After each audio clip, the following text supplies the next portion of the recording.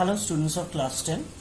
Today we are going to discuss about something which is not exhibited as a part of your contents in your maths book, but it's very much part of your syllabus and is required in various places in calculations and various other things. Over here in your question paper you can see this is the ICSE question paper of 2020. Now above the notice which is given at the top of your question paper, you see at the end there is mathematical tables are provided written in bold. Now what is the meaning of this mathematical tables?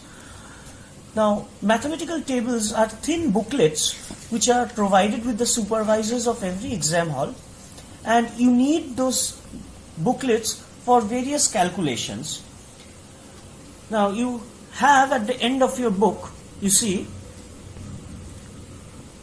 in your contents you will be able to see from ML Agarwal answers, and after that tables are there. What is tables?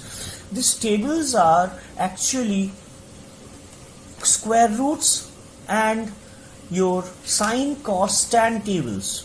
Now what are those square roots? Now you over here you can see square root of various decimals are there. Okay, square roots from 1 to 10 is here. Then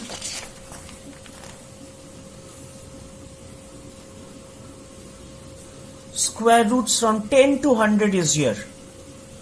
Suppose say square root of 16. You can see square root of 16. Square root of 16 is given as 4. You know that already, right? So from here the square roots go till 99. Square root of 99 is 9.95. Square root of 100, all of us know it's 10 only.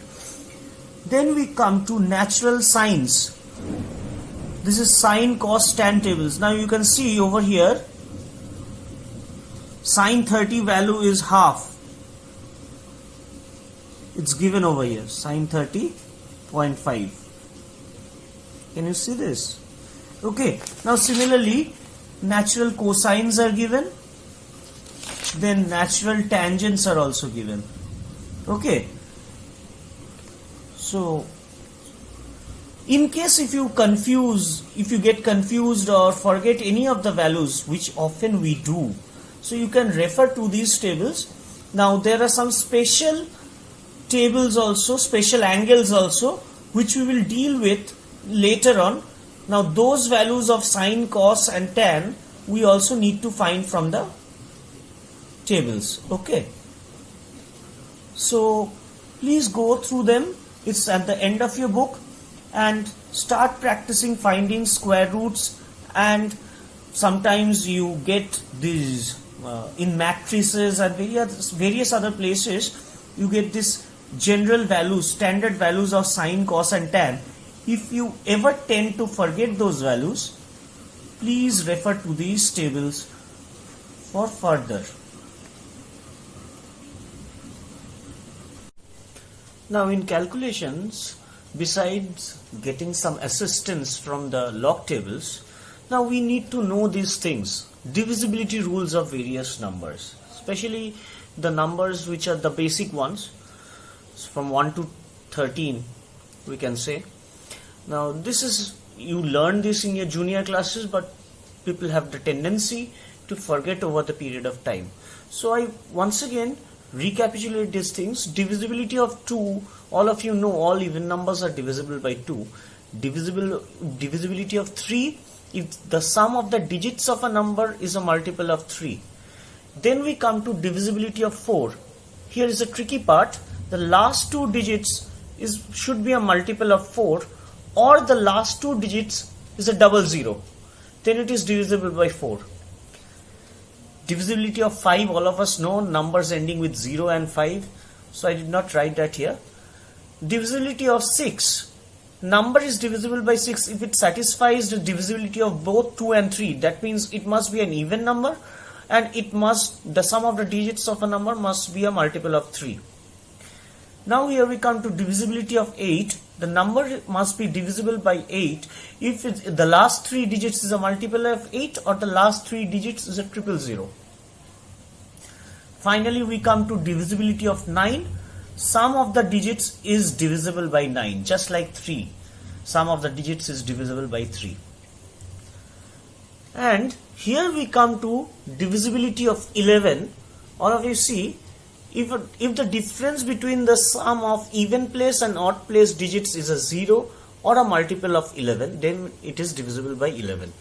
Now let me show you what do you mean by that. Suppose a number is there 1 3 3 1.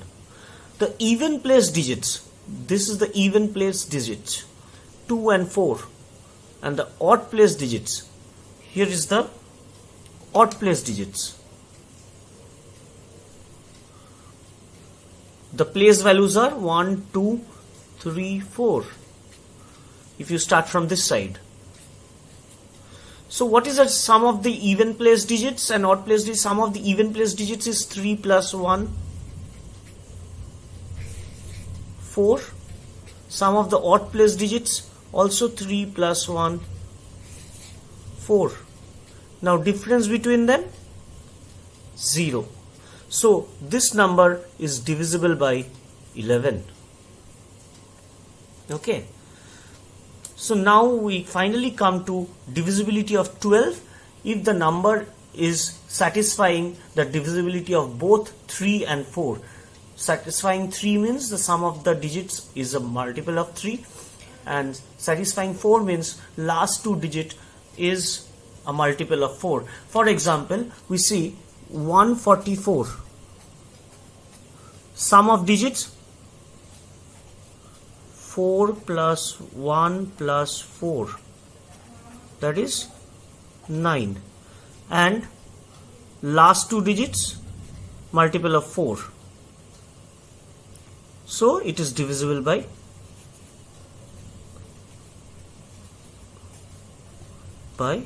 12. Lastly, I want you to remember a few points. See, numbers ending with 2, 3, 7 and 8 can never be perfect squares.